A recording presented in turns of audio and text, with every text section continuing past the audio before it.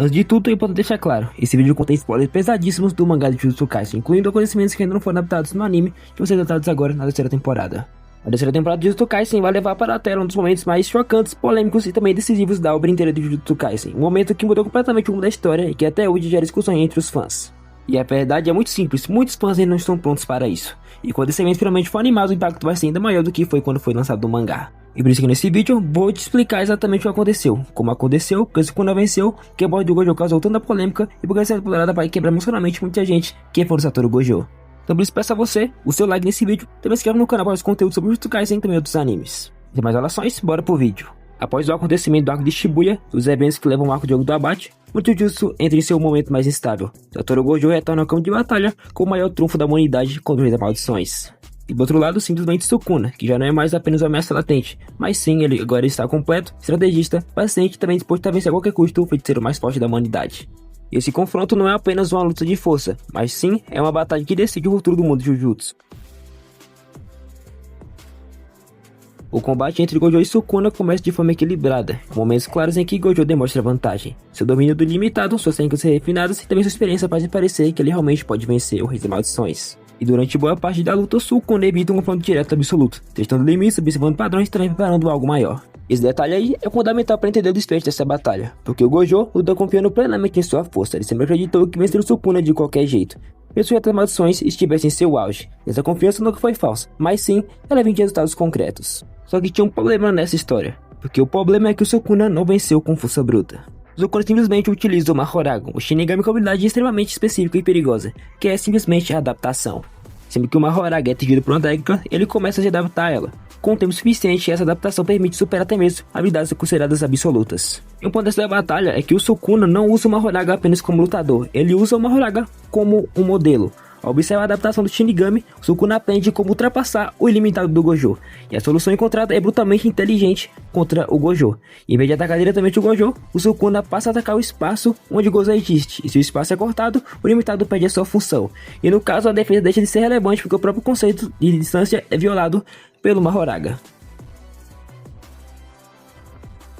E no capítulo 236 do mangá, o impacto finalmente acontece. Gojo é atingido por um corte que não atravessa pelo seu corpo, mas o espaço ao seu redor e o resultado final é fatal. O mais polêmico disso tudo é que esse golpe acontece em grande parte fora da cena mostrada do mangá. O leitor não acompanha cada detalhe do ataque, o capítulo já começa com Gojo em uma espécie de pós-vida, conversando com pessoas importantes do seu passado.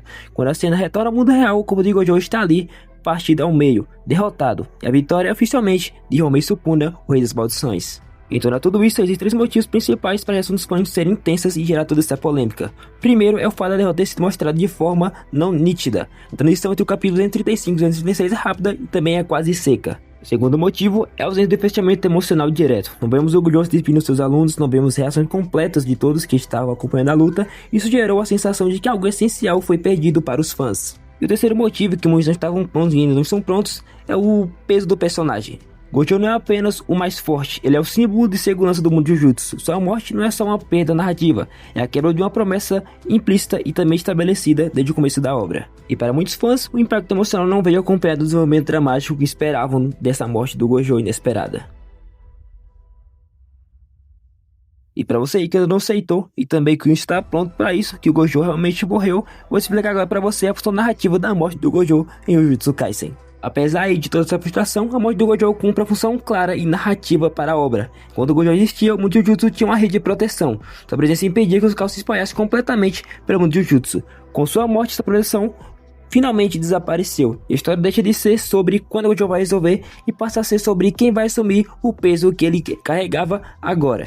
Yuji, Megumi, Yuta, Maki, o Hakari, os demais não têm mais uma figura absoluta para salvá-los. Agora o eu custa vidas e não mais cai nas custas do Satoru Gojo. E essa mudança leva um nível de narrativa e também de força à nova geração, vai crescer de forma definitiva. E no final, meio que a morte do Gojo desbloqueou um futuro para cada personagem que não tinha destaque na obra de Jujutsu Kaisen, porque tudo era resolvido pelo Gojo, e agora vai ser resolvido pelos seus alunos. Então dá mais destaque aos personagens, além de só do Gojo. Também vale ressaltar Com a vitória sobre o Gojo, Sukuna deixa de ser apenas um vilão com final em potencial. Ele se torna a maior ameaça concreta da história de Jujutsu Kaisen. Logo após Sukuna reencarar sua forma original, mostrando que ainda havia mais poder guardado para os feiticeiros de Jujutsu. Isso reforça a sensação de desespero e urgência agora sem o Gojo. Mesmo assim, também é importante destacar que Sukuna precisou se adaptar, no caso, precisou da adaptação do Mahoraga para vencer o Gojo. Isso não diminui sua vitória, mas deixa claro que foi uma batalha vencida com inteligência, paciência e também estratégia, não como o Gojo, que foi na força do ego. E agora bem aqui, é aqui que entra o ponto central desse vídeo aqui, que a maioria do público do anime não está pronto para isso. Quando a terceira temporada adaptar esses acontecimentos, muitos espectadores que só acompanharam o anime vão experimentar os choques que os leitores do mangá sentiram, talvez de forma ainda mais intensa do que a gente sentiu quando leu o mangá pela primeira vez, quando o Gojo morreu. E o anime, quando for adaptar isso, pode aprofundar esse momento, mostrar mais detalhes que o mangá não mostrou, também ampliar o impacto emocional dessa cena. E também isso pode só avisar quanto intensificar a reação dos fãs sobre a morte do Gojo. Independente disso, a discussão vai voltar com força total sobre a morte do Gojo quando a terceira temporada do anime for adaptar isso.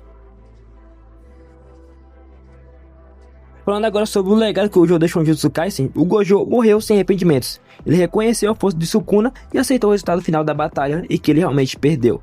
E o seu legado não está apenas em suas vitórias, mas nas pessoas que ele formou ao longo de toda a sua vida. A nova geração agora carrega o peso que antes era dele e agora são deles. A morte de Gojo não é apenas o fim de um personagem, mas sim é o fim de uma era e dá início a uma nova era de feiticeiro Jujutsu. E a morte de Gojo e a vitória de Sukuna não são apenas eventos chocantes, mas sim representam a virada definitiva em Jujutsu Kaisen. E é por isso que tantos fãs ainda não aceitam e estão prontos para isso.